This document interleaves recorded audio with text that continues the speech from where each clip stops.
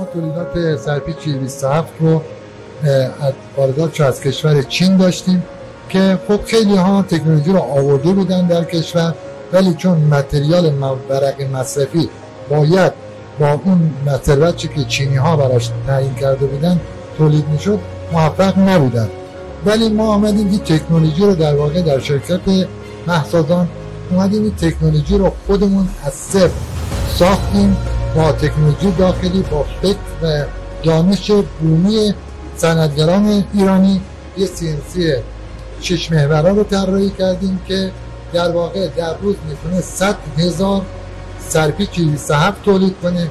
و نکته جالبش اینه که ورق مصرفی و متریال مصرفی متریال ورق‌های تیمپلت تولید داخل هست که خدا رو شکر به بهره برداری رسید و با حضور آقای وزیر و حمایت هایی که ایشون در تولید داخل میکنن ان شاء الله بتونیم رو واردات کنیم.